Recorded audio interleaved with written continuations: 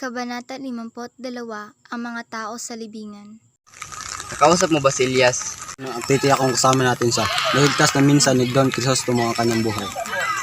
Ngariyan kaya ako pumayag.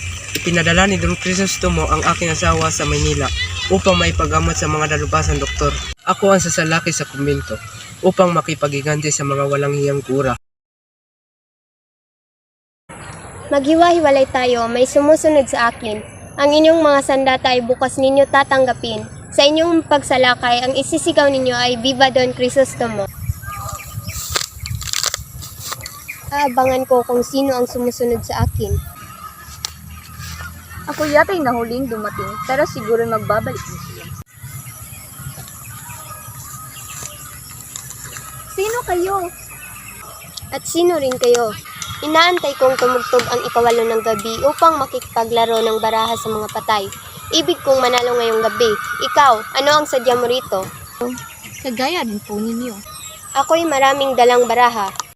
Ang dalawa ay nagkasundong maglaro ng baraha sa ibabaw ng Netso.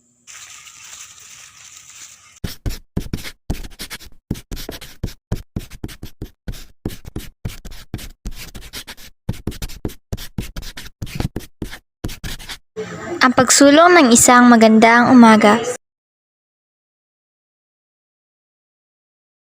Ang totoo ay hindi ko alam kung dapat ko kayong batiin sa inyong pagbibitiw sa inyong patungkulan. Kayo ay nakikipagtunggali sa mga gwardyang sibil na hindi naman nararapat. Opo, ngunit ang Kapitan General ang nagpanulo. Ayon sa alam ninyo, kinabukasan ng umaga ay pinawala ang kapitan ng aking mga sibil na aking nahuli. Kung walang kapahinutulan ang aking puno ay wala akong magagawa. Kayo na nag-iisa ay wala nga. Ngunit ang kakatigan ng lahat ay marami. Kayong mga gawa, sana'y sinamantala ninyo ang pagkakataon upang mabigyan halimbawa ang ibang bayan. Ano po ang magagawa ko laban sa pinatawan ng matataputin? Malaki ang magagawa ni Ibarra sapagkat siya'y naniniwala sa karamihan. Nakalaban ninyo siya naniniwala sa eskomunyon? May pagkakaiba kayo sa kalagayan ni Ibarra. Si Ibarra ay ibig magtanim. Upang magtanim ay kailangan makibagay at sumunod sa kalikasan. Ay magpakilos. At upang magpakilos ay kailangan ng lakas at pagtulak. Kaya ang pakikipagtunggali ay hindi dasat gawin laban sa kapitan.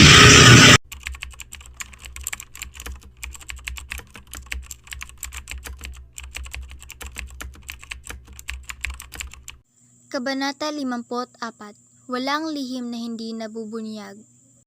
Si Padre Salve ay nagmamadaling tumungo sa tahanan ng Alpares. Ngayon mapapatunayan ang kalagahan ng isang praile. Isang babae ang umpisal ngayong gabi.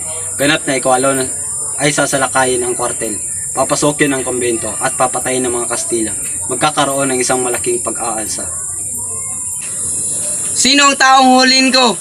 Sabihan din ng mga bantay sa mga dayungan, kailangan maging maingat kayo upang sila'y mahuli. Dali-dali namang pumunta si Elias sa bahay ni Ibarra.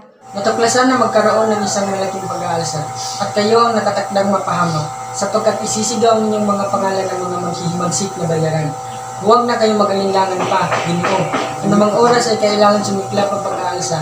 Kailangan niyo nang umalis. Pupunta, may naghihintay sa atin. Sa Manila, o sa bahay ng pinakamakapangyarihan para hindi nila masabing totoong may kinalaman kayo dito. Ako ang magsuplong ng pag-aalsa. Iisipin nila kayong taksil at ipinain kayo para mahuli. Sunugin ang mga kasulatan.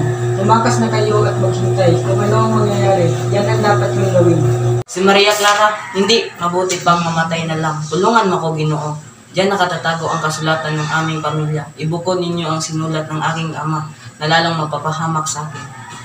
Nakikilala po ba ninyo si Don Pedro Ibarra Mindia? Kumilos sina Elias at Ibarra, pinunit ang ilang kasulatan at itinago ang iba. Ang ulo ko sa tuhod. Kailangan kasawian ng aming angkan. Kayo ang itinuro ng Diyos sa akin para makapaghiganti. Tingnan niyo ako mabuti.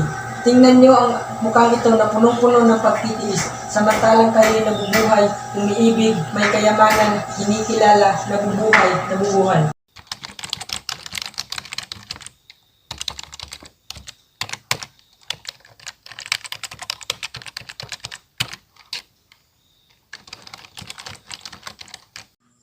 Kabanata 55, ang pagkakagulo. Oras ng hapunan at magkakasalo sina Kapitan Tiago, Tia Isabel at Linares.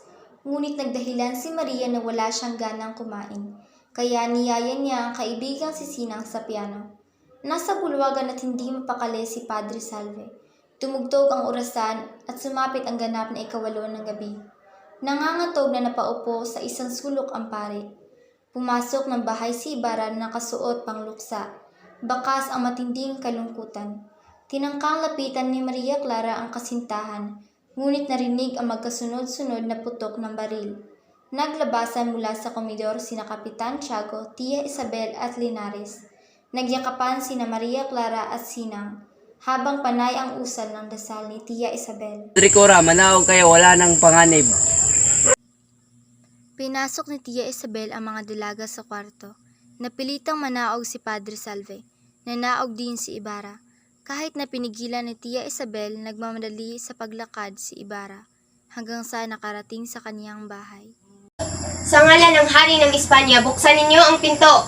Sumilip sa bintana si Ibarra at nagkasa ng baril. Saglit pa ay pinagbuksan niya ang pinto ang mga ito. Sa kwartel na kayo magtanong. Kung nangangako kayong hindi kayo tatakas ay hindi namin kayo igagapos. Ito'y kaluwagang ibinibigay sa inyo ng alpares. Naisipan ni Elias na bumalik sa bahay ni Ibarra. Nalaman niya sa mga utusan ang nangyari sa kanilang amo. Nagkunwari siyang umalis, ngunit ang totoo ay umikot lamang at tumaan sa bakod. Umakyat si Elias sa bintana at pumasok sa silid ni Ibarra. Kinuha niya ang baril at mahahalagang bagay at isinilid sa sako at inihulog sa bintana. Kinuha din ito ang larawan ni Maria Clara. Kumuha siya ng papel at binuhusan ng gas mula sa ilawan at sinilaban. Tumalon si Elias mula sa bintana.